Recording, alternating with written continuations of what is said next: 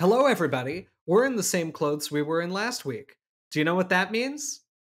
It means we're tired right now. Anyway, that's just for the editor of this video, so that you don't get, lazy on that bleep button. Skeleton crewmates, today we're going to be testing the hypothesis I've heard before of that videos that have swearing in the first like 10 seconds do way worse. Yeah, we are testing that. But also, we have a confound here because we're talking about a dinosaur that I've never really heard anybody care about that much. And we suspect it will be a shorter Skeleton Crew video than normal.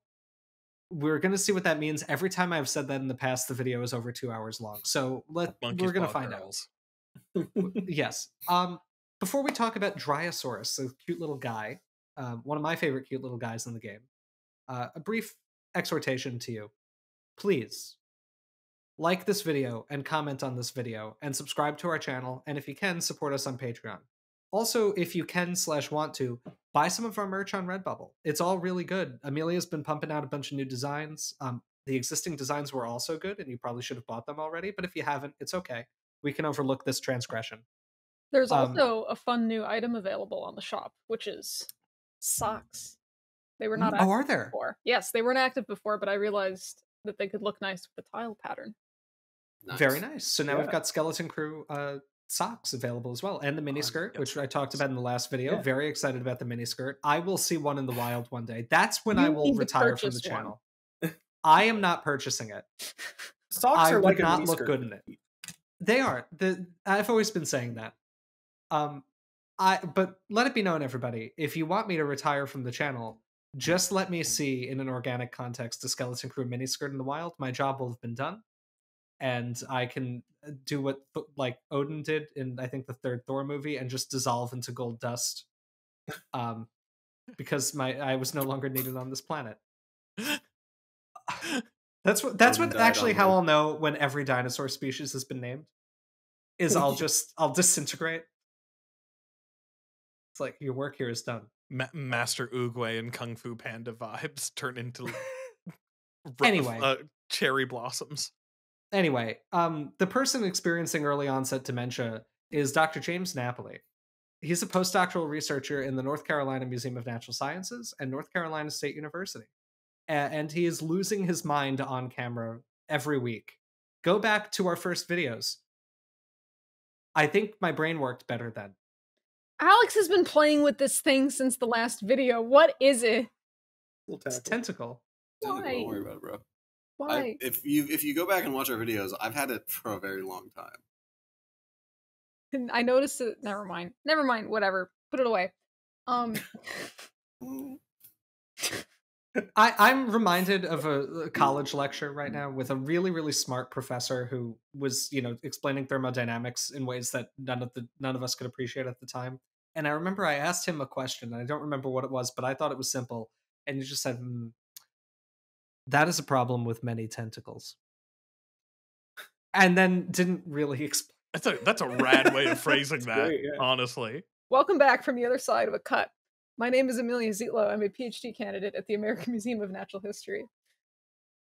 My name is Scott Johnston. I'm the vertebrate paleontology fossil preparator and technician at Harvard University's Museum of Comparative Zoology. And don't let James's lies fool you. I did actually change into an exact copy of my previous outfit. Very nice. I'm Alex Rubenstahl, a PhD candidate at Yale University and the leader of the First National Squid Church. Peace be upon you. I'm Dalton Meyer. I'm also a PhD candidate at Yale University, and I'm part of the congregation of the Squirch. So please do join. Take me to Squirch. His ink be upon you. Back and together. Oh yes, we're the skeleton crew. And we're the skeleton crew. Back in the day, when I played GTA Online with several of my friends frequently, one of my friends took it upon himself to name our criminal organization and I quote, Mad Squidders. And our clan tag was just the word squid. Amazing. It was great. I had fun. It's not a squid, though. Lots of things. Yeah, but you know what thing I'm thinking of? Not a squid. Is it Dryosaurus? It's Dryosaurus. That's not a squid. Yeah. James, you're never thinking of Dryosaurus. Don't lie to me.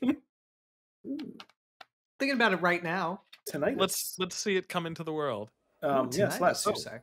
Yeah, my ear just started hurting. It'll pass. Oh my Ooh, god. so many pretty colors. Oh, that one right there is one of my favorites, actually. I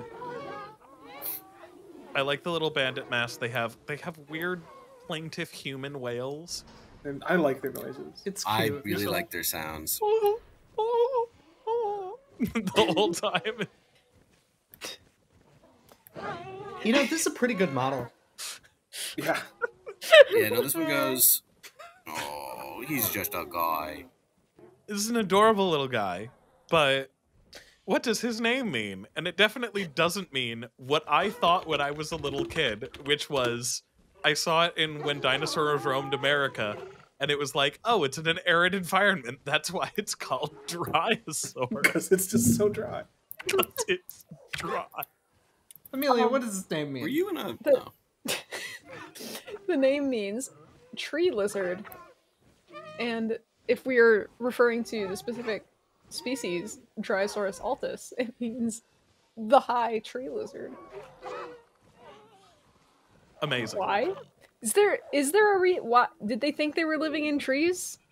No, it was named originally as another species of a different genus, and it was bigger, so they called it Altus because Okay. it was higher and larger. Yeah.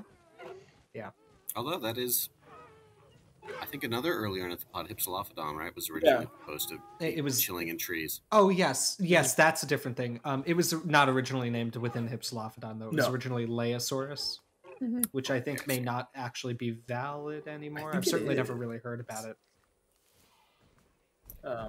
Kill some pancakes.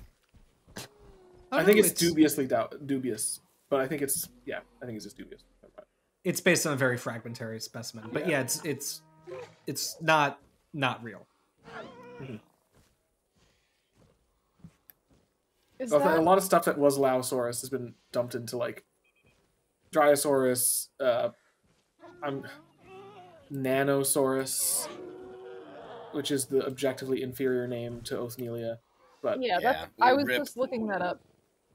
Wait, is Othnielia not valid anymore? Apparently No. not. Oh no. In a Nanosaurus. wonderful twist of fate, both Othnielia Rex and Drinker, what was it? I don't Drinker remember. something. Well, Drinker's a great name. Drinker is a good name. Nisty. I don't know what Nisty means.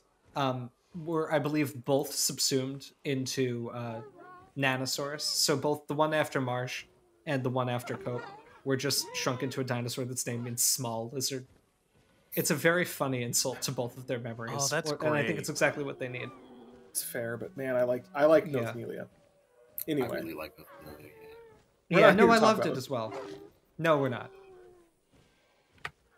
In what won't be a trend for this video, we're going to struggle to talk about this animal. Yeah. Well, so now we know what its name means. I think maybe we should lead in with Phylogenum here. yeah, Yeah, it kind of provides a context. Are Yeah. you excited for the context? I'm excited for the context. A context for the rest of the video. Also because we have a lot to say, I guess. Sure. Anyway, Dryosaurus. Am I doing Phylogenum? I Yeah, guess go I ahead. kind of jumped in by all without, means. No, you without should. asking. It's Your yours. baby. I dived on in. Dive on in. All right. So, kings and queens. We on the channel have we done any other? We did Monobursaurus, right? Yes. Yeah. Well, We you all done did. the I other did two. not. Okay, cool. This is one of the 4 non-hadrosaur ornithopods in the game. Pardon me.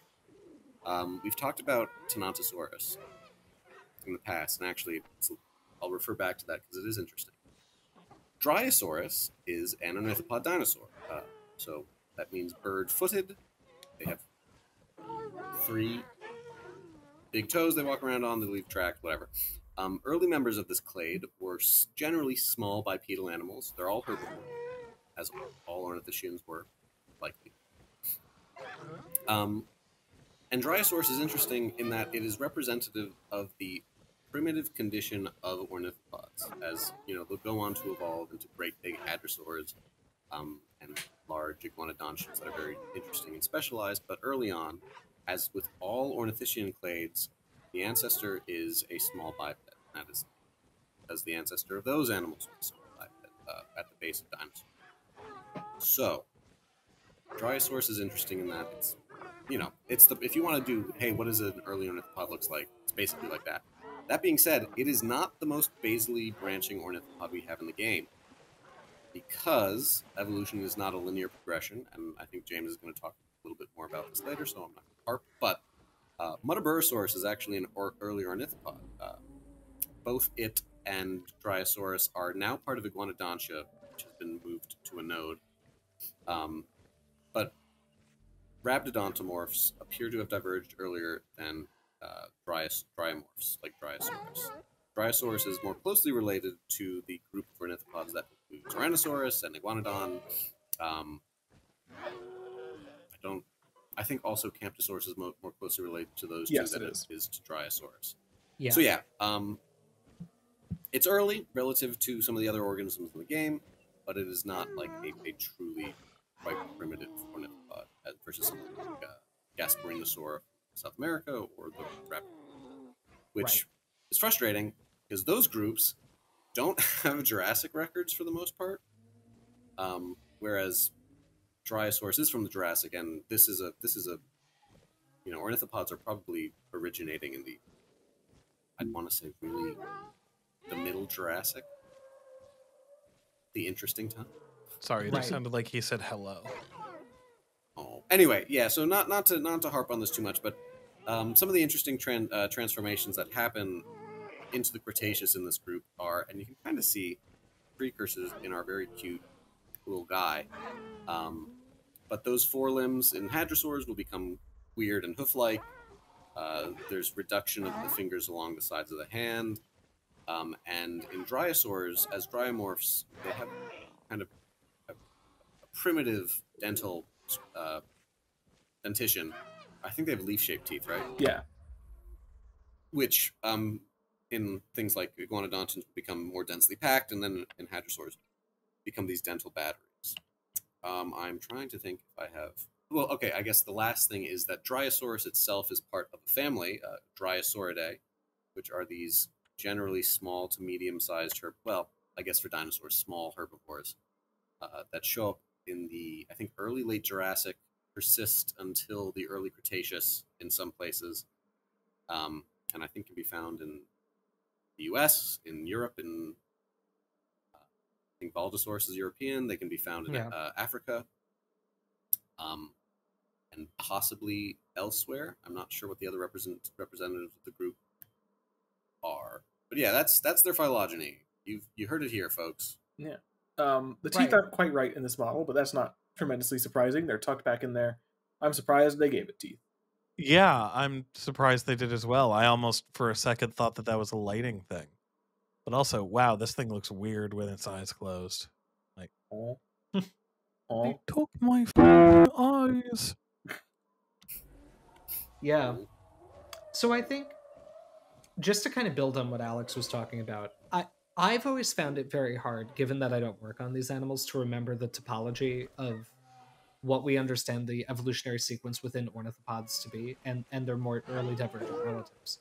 For instance, thescelosaurs, like Thescelosaurus, Parksosaurus, Asian forms like Hyagriva, are not ornithopods. They probably. They seem to be diverging before Marginocephalians diverge from ornithopods, which means that that's a pretty ancient lineage that makes it to the end of the Cretaceous, right? And one thing that's actually pretty interesting about them is that, as was recently published by my postdoc supervisor, Lindsay Zano, and some other people who've worked on Oryctodromeus, this animal from Idaho in the Blackleaf Formation, which is kind of poorly sampled, where we've got evidence of burrowing. For Oryctodromeus, there's fossils that are within sedimentological structures that appear to be burrows. And Cary Woodruff did some interesting work, I think, for his master's degree, where he actually experimentally flooded fake burrows that had like animal skeletons in them, because the animals in the burrows are completely disarticulated. And so the idea had been this can't be a burrow because like then it would have just been sedimented fill and they would have stayed articulated. And what he showed is that under the right conditions, especially if it's like a flash flood of wet material, you can blast an animal's body apart, basically. I did it with like, I think freshly dead rabbits. But they may have been skeletonized where he'd flood it and they would disarticulate in the exact same way that these Oryctodromeus had been. Hey, what's your research paper on? Oh, nothing. We're just power washing rabbits into tiny pieces. I'm shooting a fire hose into a fake burrow at a rabbit. But yeah, it's an interesting thing. The evidence for Thescelosaurus doesn't come from sedimentological stuff, but it comes from the brain. There are some adaptations within the brain that appear to be related to a digging lifestyle. That's one interesting thing also that might fit with how ancient these animals are is that they did just a brain to body size ratio estimate for Thescelosaurus. And they were just like, oh my god, it was really stupid. Like, it has a tiny, tiny, tiny brain. He's doing his best. It's got a great sense of hearing, and I think it had a good sense of smell, and there's just no brain allocated for thinking or higher cognitive functions. I thought you were about to say he's got a great sense of humor. Like, Yeah. No, listen. He's no looker, but you know. I think that I think this was more of an example of one that was a looker with no brains in there. This was like Ken before he learned about patriarchy. Wait, is the implication of that it is the patriarchy that liberated Ken? I mean, did you see the movie? Saying? I don't remember. There's this was it wonderful. Bad that happened to him? Yeah, I think it was bad that happened to him. Yeah. Well, I mean, I think it's played as both bad. Look, here's our first Sunlock. We're talking about the Barbie movie. Great I movie. think it's Let's go! I think it's played as both bad and good. Like it's supposed. I think it's a very interesting commentary, obviously, on the way that things have gone in real society. I do not believe that there is a reading of this movie that the patriarchy was good, actually. No, it wasn't. No, what? Let James finish, because I think I see where he's going with this. It's not that it was good. Right. It was that, like, Ken was exposed to the idea that, like, he was not supposed to be a mere accessory to Barbie, and that, like, he was supposed to have some existence of his own. The unfortunate thing that happened is that he was exposed to modern Western patriarchy, and so became a megalomaniac. But my reading of the end of the movie was essentially that it's a commentary on the way that most women's rights movements have gone, where it's like, yes, it's very nice that you want these things. We're still not going to put you in the Supreme Court of the presidency, but I see. You know, you should theoretically be more than just an accessory for your partner. Right. I see. I understand. Right. I mean, that was my reading of the movie. Like, it's obviously a huge... I don't think it's good that he was exposed to the patriarchy, but I think the idea was that it was the moment where he realized that he was just the accessory. He saw the horses. Self-actualization. Amelia, is that what you think I was going for? No, kind of. It was just like... Yeah. I think it was more so like, well, it's not good in the... It's not... The extreme in the other direction is also not good. Like, the way that it was in the before times, where the Barbies were in control of everything, was also not necessarily the best arrangement of things. Certainly not for the Kens. No, not for the Kens. Didn't go anywhere at night. Right. Well, also, I would more broadly say that I think one of the main points of the Barbie movie is patriarchy hurts everyone, because it is also a patriarchal mindset of men are only valued by what they do or what partner they have, rather than independently as their own people as well. Yeah. That it's a more broad thing of it is a nuanced thing that affects men and women differently, and it's bad. It's all bad. Mm-hmm. So Dryosaurus, so Thescelosaurs were stupid. Take home. Was he stupid? They were. They were. Unambiguously stupid. We have fossil evidence for it. And this is part of how we know that, like, these animals are preserving the plesiomorphic condition for the group, right? Because in terms of body plan, they look like Thescelosaurs, right? They look a little bit like early Pachycephalosaurs or early Psittacosaurs, right? Like, it's this small biped kind of morphology. That's what Elasmarians, which are generally Gondwanan, look like. And it's generally what early Rhabdodonts look like as well, Rhabdodontomorphs. right? Raptidontomorphs wind up getting big, but they don't start big to our knowledge, right? Yeah. Yeah, no, But they kind of converge on the later Hadrosauromorphs shape in Right. general outline, not specialized adaptation. Right. But Dryosaurs are this last radiating group that is basal to the divergence between or to the radiation of ankylopalexia, which includes like iguanodonts and hadrosaurs. So this is like the kind of last indication of what this group of animals would have been like before those groups radiated, which I think is kind of interesting. I also think it's interesting how many different like small-bodied ornithischian radiations there are and how variably successful they are. Like, listen, gun to my head, I would not have guessed that the most anciently diverging lineage would also be the one that appears to make it through the late Cretaceous. Like, they see the asteroid. Dryosaurs do seem to go out by the early Cretaceous, which I find interesting given just how stupid this little source must. Like, maybe they were just so dumb they kind of like made it through. You know, like a comedy routine.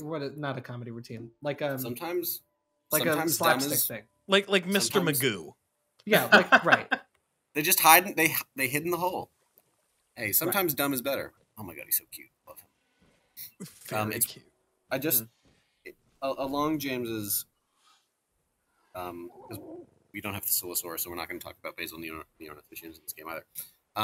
But it's worth because he mentions like they're those mostly Cretaceous, like Oryctodromeus and Thessalosaurus are both Cretaceous. And where on the skeleton crew in the past we have said, that ghost lineage. Boo. It's not bad for neornithischians in that. So we have there are things from the Cretaceous. Also, Lianosaura is not an ornithopod. It's one of these early diverging neornithischians. That's if you've seen Walking with Dinosaurs. I thought that was an Alismarian.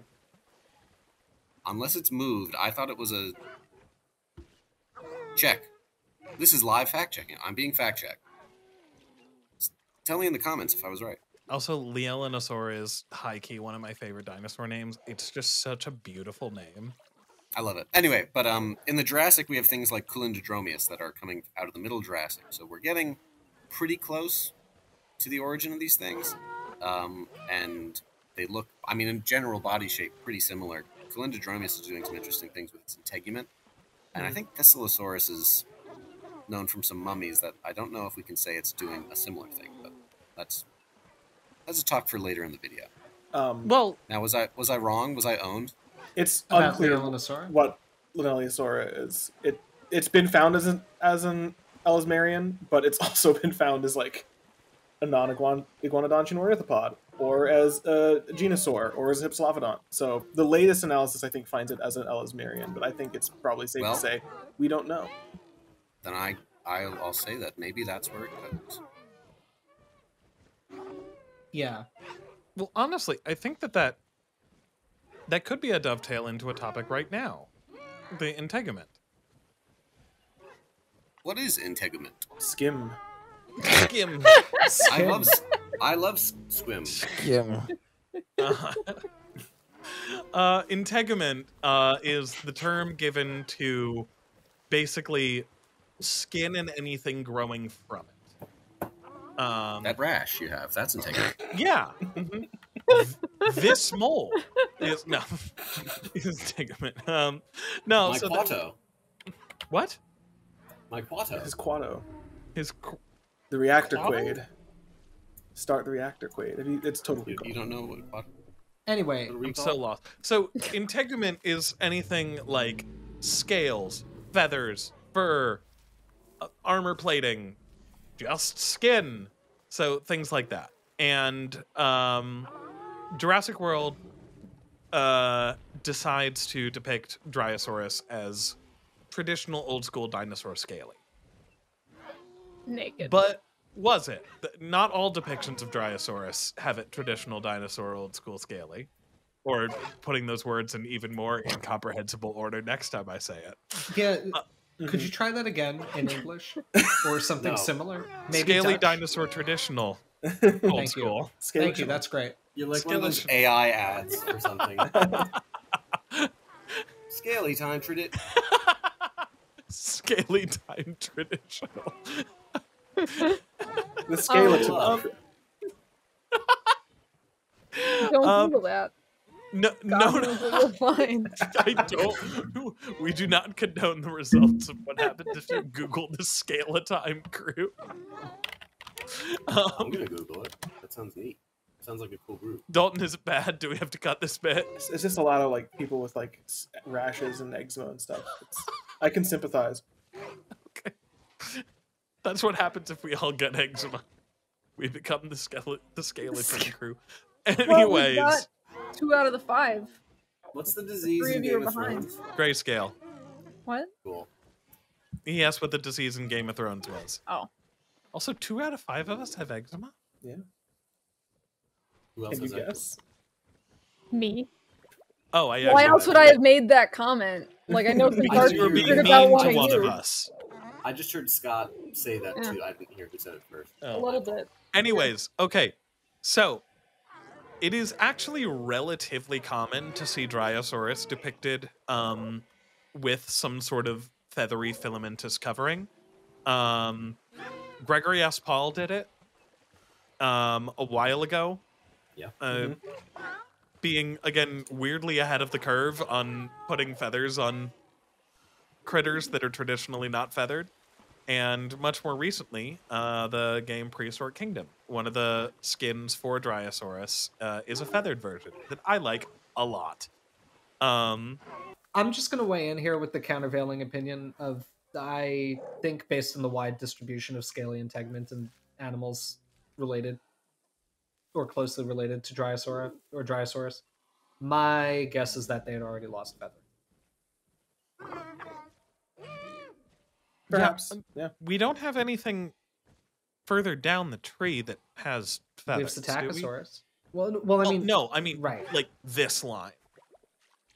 Well, no, but what I'm saying is that, so, you know, like we've got like Tianulong and Calindodromeus, which are like really far down, right? They're not Ellesmerians, right? Neither of them. They're too early for that. So you've got, let me fact check myself. This is not a region of the tree I think about so much. Tianulong's a heterodontosaur. It's way down tree. Mm-hmm. And Calindodromeus is in the Ornithischian. It's closer. Right, but it's not super close. So you've got like these feathered things at the base of the tree here, but then at the divergence between marginocephalians and ornithopods, right? Psittacosaurus is the closest thing to that divergence we have any integumentary data for, and we can see that feathering is already quite reduced in that animal, right? What's probably a feather homologue is like reduced to a row of quills running down the back of the tail, I should say the top of the tail. So that to me is indicating that these animals were generally losing this as they evolved. And then when you get into hadrosaurs and iguanodons, right? I think there's pretty abundant evidence of his fully scaly skin. Yeah. Again, possible you've got tiny little filaments everywhere that aren't getting preserved, like, kind of like how Prehistoric Planet depicts T-Rex and what we've said we think the likely situation for large tyrannosaurs is. Mm-hmm. I don't know. I'd be very willing to buy that Dryosaurus was naked. Yeah. Great, he's naked. The official art that's currently on display at Dinosaur National Monument gives it like a mohawk that runs down the body, and I'm not opposed to that. That's classic. It's pretty That's cool. the GSP derived one, if memory serves. GSP coded. Well, I think GSP puts it more on the head, and this is more on like the neck and the body. So it's kind of like, unless I'm looking at different GSP art.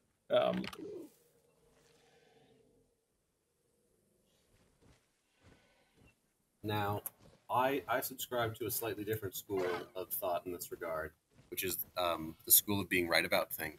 Oh, well, that would be nice.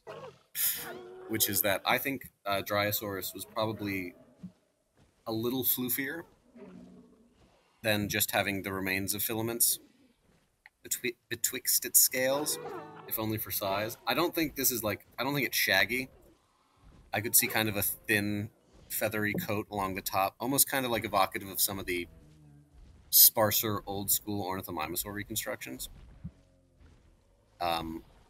But yeah, I think by this point in the tree, they're probably looking less and less fluffy. Like a Tyrannosaur feather cloak sort of thing? Yeah. I mean, like something... I could almost buy them more in, like, Metaburosaurus, so that's big. But, like, I mean, right, you're getting up to the point... You haven't quite made the transition to, like, quadrupedal gigantism yet in the clade. At least in this literal direction. I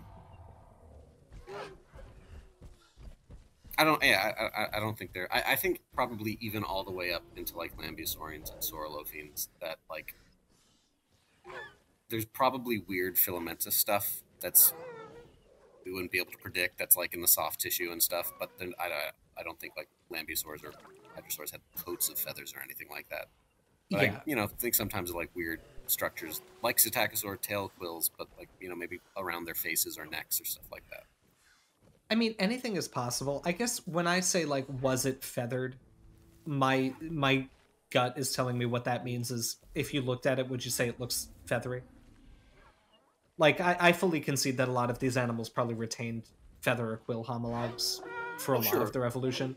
Right? That's not really, I guess, to be clear to the viewer, that's not really what I'm arguing against. Like, I'm not arguing there was not a feather present on the body. I think that's a very hard thing to prove. But I think, like, the vibe of this is closer to what I imagine the animal looked like than a fully feathered fuzzy one. And yeah, no, Yeah. I understand. I know Alex agrees, yeah. Well, I think Maybe. for Dryosaurus, if you looked at it, you would have, like, kind of like a short-haired cassowary vibe. Like, it doesn't look like feathers, but, like, there's some weird thing that's making its silhouette not just nice and contrasting. I get the vibe that, like, pretty early on, even in things that are more filamentous, like Tianulong, that ornithischians especially seem to be using their feathers in, like, in a display max mode. And even, like, when they retain in, like, Psittacosaurus, it seems that just, like, dorsal retention is the most retained area of some kind of, like, dorsal display structure. And so that's why I'm kind of pro-Mohawk. I'm pro-Hawk. Pro-Hawk. Yeah, and I think Calindodromeus is not inconsistent with that, right? It's scaly on the bottom, feathery on top. Also, Dalton, I just really want to acknowledge the fact that you just said display maxing unironically in a video. We've been on the internet way too much. Listen, I'm display pilled and hey, remember when we had to talk James down from monkey maxing? What? Hold on, what's up? I don't remember that. I was briefly considering eating monkey chow. You were I remember like you the told us 4chan about post? it. Yeah, like the 4chan post. I came away from that 4chan green text like, monkey chow sounds good. I mean, I've given it some thought myself at some point. Cheap food. Christ. Cheap, nutritious. It's what primates need.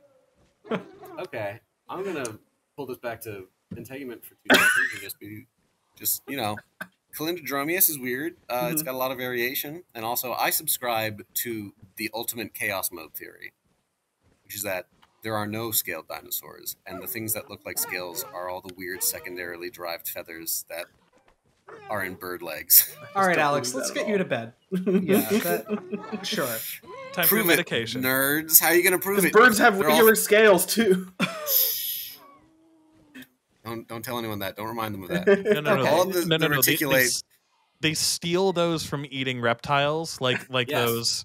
those sea slugs that steal like chromatophore. Chloroplasts and stuff. There are 2 species of Dryosaurus. And here they are. And yeah, these are the 2. So Amelia talked about Dryosaurus altus, which is the type species. That has been found throughout the Morrison Formation, I think in multiple localities. I don't think they're all from one place. There is another species from Dinosaur National Monument in particular, which is Dryosaurus elderi, which, Dalton, I think you found it's named after somebody who was assisted on the dig, I think, right? Yes, let me just scroll up in this I want to make sure we get a name right. Who helped on the dig. Sorry, I have to re-find it. I should have stayed on that page, but I scrolled to look at a figure. Oh, I'm a fool. It's Elderi is named after Anne Schaefer Elder, who passed away in 2009 in recognition of her considerable assistance to Carpenter, that being Kenneth Carpenter, in his studies at the Carnegie Quarry and Dinosaur National Monument. Cool. Yeah, that's so a direct quote from the paper in its etymology. So it's named after her. I think that's a very nice thing to do when somebody helps a lot with getting something out of the ground, is to name it after them if it's new. The Morrison Formation. I'm sorry. It's a nice thing to do. It's like recognizing preparator. Yeah. Yeah. The Peabody's very own Marilyn Fox was just added to a author list for Poposaurus. Yes. Because she did all the prep work and it's super cool. I think it is worth noting that the Morrison Formation, which is a thing we hear about a lot in paleontology in the United States in particular, right? The Morrison Formation is where like most of our good knowledge of the Jurassic in North America is coming from. Mm-hmm. It is a huge range of time. I have heard, I think, a proposal that it be moved up to group status, and so it like, because it's a formation that covers like 10 to 15 million years. Yeah. Right. I mean, it's a lot. And there's a lot of members of it, like the Brushy Basin member and all of these, that I think people have said, like, maybe these should be recognized as their own formations and this should become the Morrison group. And it's not just, it's not just big through time. Like, it is a enormous area. Yeah, huge spatially. So huge. Yeah.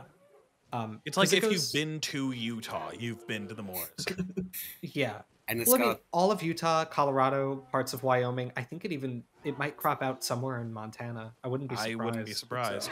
Let me check. It's a bunch of different depositional environments too. Not surprisingly with like the range, but there's like coal seams from it where it seemed like it was a denser, swampier area. There's like Aeolian dunes, also like in like floodplains and all sorts of stuff. Yeah. It's a really, really interesting, very varied environment. So I think the presence of 2 species of Dryosaurus is not surprising. There are actually multiple species of a lot of things from the Morrison. Allosaurus, right? Apatosaurus, Brontosaurus, Camarasaurus, Stegosaurus. It's kind of more the rule there than the exception. Yeah. And I think that's partially because it's so rich, it's been worked so much. But also because it is just capturing a huge window of time and an amazing area. And so it's kind of unlike a lot of other things that we wind up dealing with. I don't think we can know with confidence whether the 2 species of Dryosaurus coexisted. My guess is that these are probably different time slices. Because my understanding is Dinosaur National Monument is, I think, generally like a different fauna from at least some other parts of the Morrison. I don't know. I don't really know very much about Morrison stratigraphy. I haven't worked a lot on Morrison material. Also, fun fact, Morrison extends to Arizona, New Mexico, South Dakota, and Wyoming as well. Mm-hmm. Does it not go to Montana? I'm not seeing a Montana. At least on the members list. I would not be surprised if it extends subterraneanly there, but it may not outcrop. Yeah, it is. It's from the map that I'm looking at, and I think it's also the map I used in the Helioscopos paper. It extends into Canada. It goes up through North Dakota. It's in Montana. It's in Idaho. All right. Well, is that just the basin in? Oh, right. That's the Morrison Basin. Yeah. Mm-hmm. Okay. Wow. It's huge. It's gigongous. Okay, so on the topic of different species, and not even on the. This is a terrible segue. I guess one of the things that is commonly said about. Well, actually, also, James, are you done? Yeah, I mean, I think all I wanted to make clear is that they're all from the Morrison Formation, and I think it's very common for people to assume everything in the Morrison lived together, which paints a distorted view of it. I don't know if we have worked out the stratigraphy and the interrelatedness not only through like vertical space, but also through horizontal space. Like, it's possible things at the same vertical level were deposited at different times over space. Like, to necessarily know everything that actually comprises one fauna. But it's just something that's worth noting about the Morrison Formation, especially if you're somebody kind of progressing into paleo. because it's an easy mistake that I've seen a lot of people make. This is common in the "there are too many Morrison sauropods" thing that pops up every now and again, where people just decide we have to lump some of these because there's no way they all live together. And A, that's not the case, because many of them did live together. But also, no, there were not 30 species of megasauropod living together. These are all of the sauropod taxa we know of for like 15 million years of time. That's a lot of time. And so it's something that's worth consideration. Now I'm done. You can go ahead, Scott. So, another commonly brought up feature of Dryosaurus, or a little fun fact about Dryosaurus, and actually one that is mentioned in the game. When you first make a Dryosaurus in Jurassic World Evolution 2, Henry Wu comes on and gives a little announcement and says, and I quote, "Before our research, there was no information on adult specimens of this dinosaur. We only had the fossilized record of juveniles, but now that's all changed." And this was something that I had heard for a while, and if anything, I think, correct me if I'm wrong, I think that there is a label at the Smithsonian on their Dryosaurus about it too. I think that's Camptosaurus. Oh, that's on Camptosaurus. You're talking about Campto. Yeah, Campto is... I think we're getting evidence that Camptosaurus actually got quite large. Most of the specimens that are available in museums are fairly young juveniles. I don't think the Smithsonian has a Dryosaurus. I mean, it could have before the renovation, but I don't remember. I'm sorry. I'm sorry. Real quick. That little sleeping one. Do they whistle through their nose when they sleep?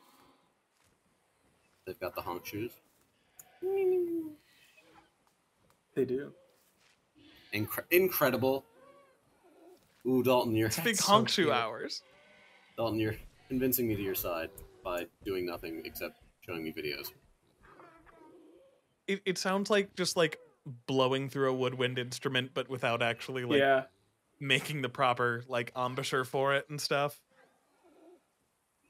That's so cute. Anyways, well, so I guess my point there is I have also heard it commonly said that Dryosaurus is only known from juveniles, and it was James that brought it to my attention beforehand. Well, it's also, you might have picked up on it, of we have 2 diagnosable species and individuals are fairly common. That is not true.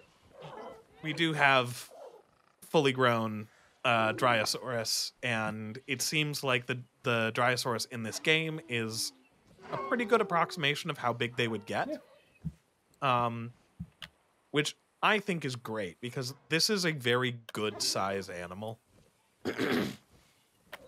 Yeah, there's a beautiful specimen of one that I think is close to maturity at the very, very small Benesky Museum of Natural History at Amherst College in Massachusetts.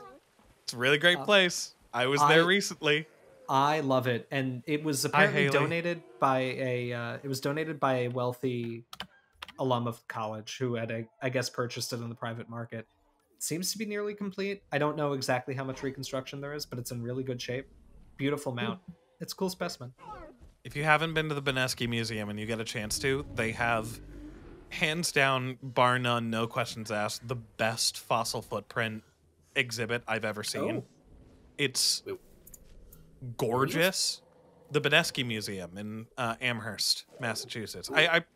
I'll send pictures. Well, we'll put some pictures up on screen right now, but I'll send some pictures in the chat, because it is stunning. It's so pretty. The way they're very striking. But so as for Scott's point about ontogeny, though, we do seem to have what I would guess are nearly like, I'm not going to say they're fully mature in that they've literally stopped growing. I don't know the histological data, but like there certainly seem to be adults, right, of this taxon. But we also have juveniles, and there's work that's interesting that's being done on Dryosaurus ontogeny as we speak by some students. I don't want to say much about it now because we're not going to scoop their work, but when it comes out, maybe we'll talk about it a little bit on the channel. It's really fascinating. It's a really good opportunity to do like cranial ontogeny on some animals where we've got a good representation of the growth series. Everything's being studied with CT data. Just the kind of work I would want to be doing on these animals if I worked on ornithischians. So I'm really excited to see the results. It'll be cool. Yeah, excited. It'll be very cool. Yeah. What I will ask is this question that I thought of. Weapon. Which is just because, Scott, you brought up that Dryosaurus is featured in When Dinosaurs Roamed America. And frankly, I had forgotten that, even though that's one of my favorite documentaries. But I was just going to say The that music goes hard. that my first exposure to Dryosaurus was in Jurassic Park Operation Genesis, and I was wondering if anyone else, if that was the same for anyone else. I think I saw When Dinosaurs Roamed America first, but I really liked it in Operation Genesis. I really liked its cute little noises.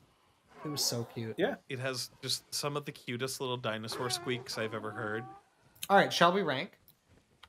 Are we at that point? Have we wrapped all point?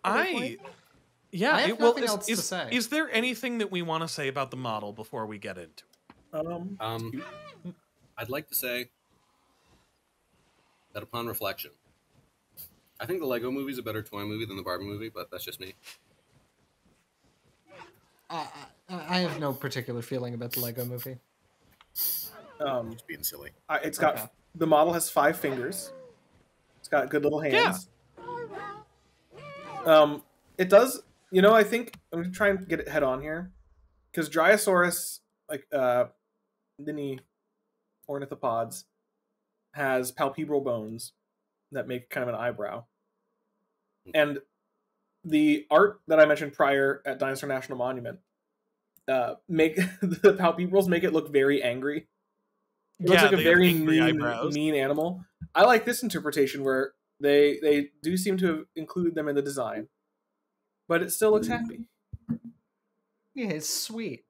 I like him. You know, I was thinking,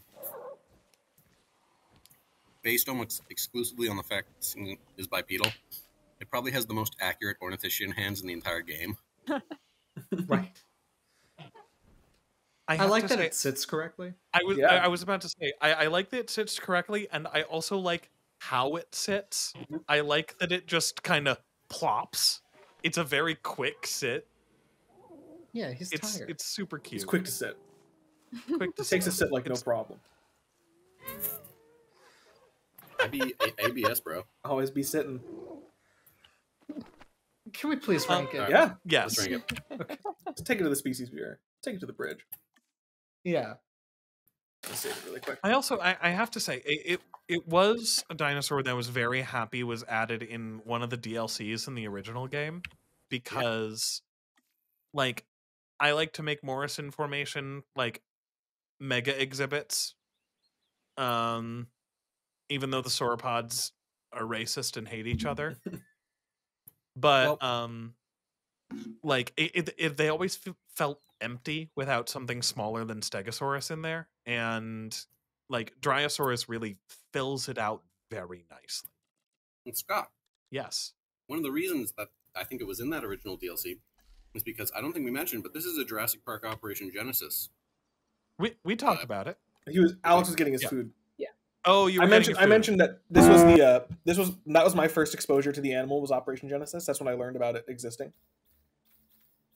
Well, in honor of Operation Genesis, it must be green. Yes.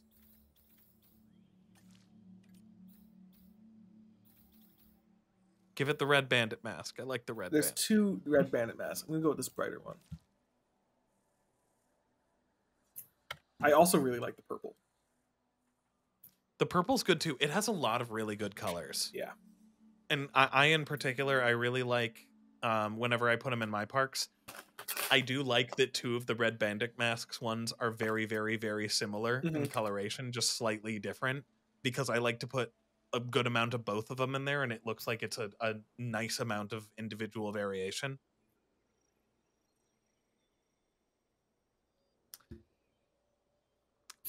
So shall we get into it? Indeed. I believe we shall. We shall. This is a little guy.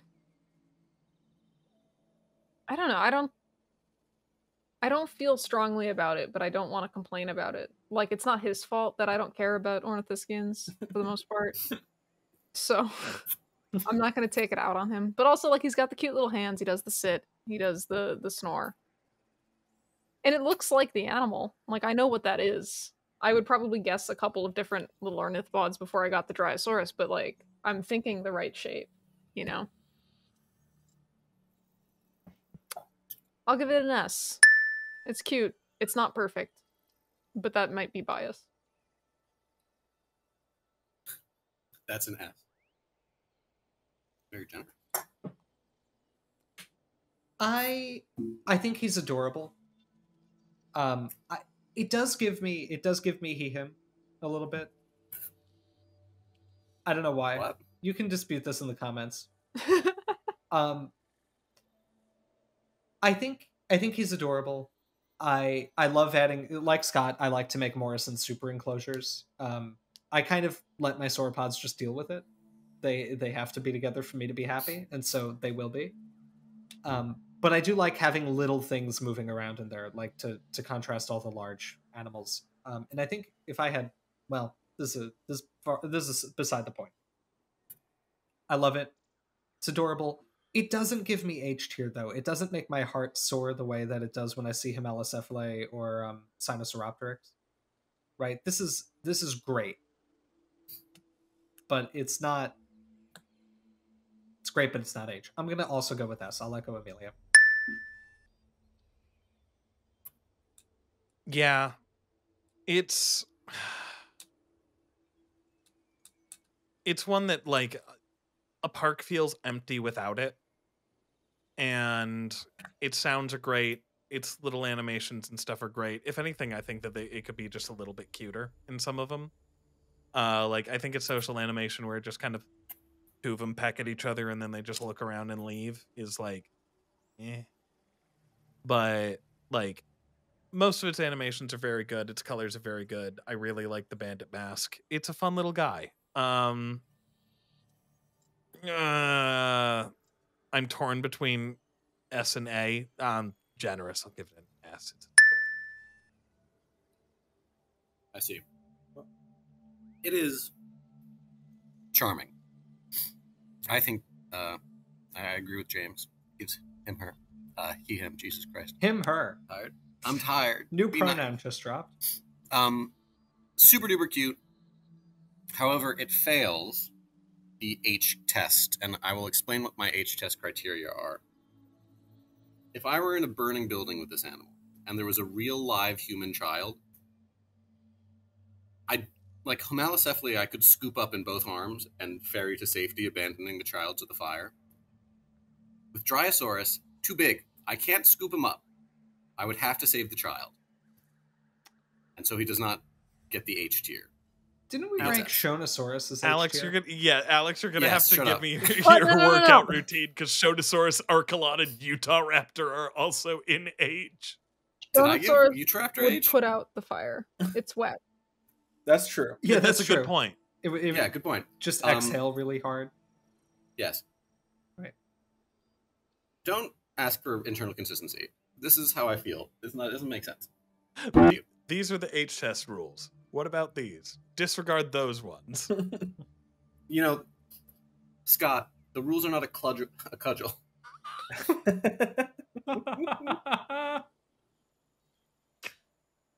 You know, you know. You know, you know. Alex, did you give it a rank? Alex, you didn't give it a rank. I said S. Oh, I didn't recall you doing that. I didn't. Scott was too busy talking over me to explain to me why my rule is wrong. Well, I think your rule is wrong. I have no such qualms about handing out H tiers to little gentlemen who delight me in many ways, and that's what Dryosaurus is. It's a little gentleman that delights me. It's really cute. It's a great design. It's faithful to the animal. Beautiful colors. Tremendous sounds all around. I've had a blast listening to them as we've been recording.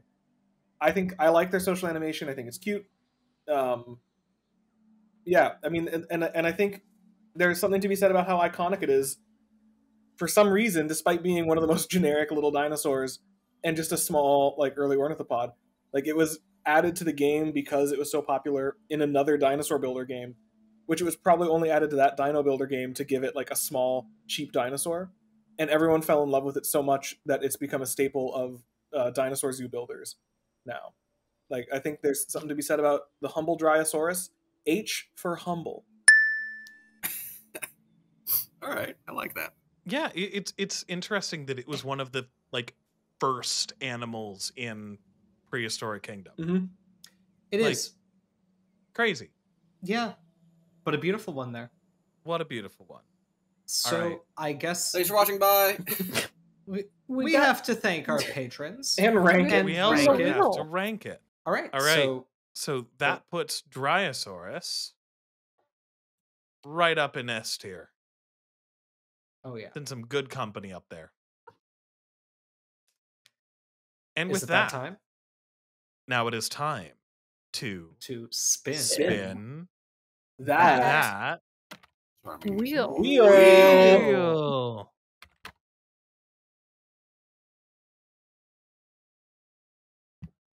No. Oh my god. Ah. Nice.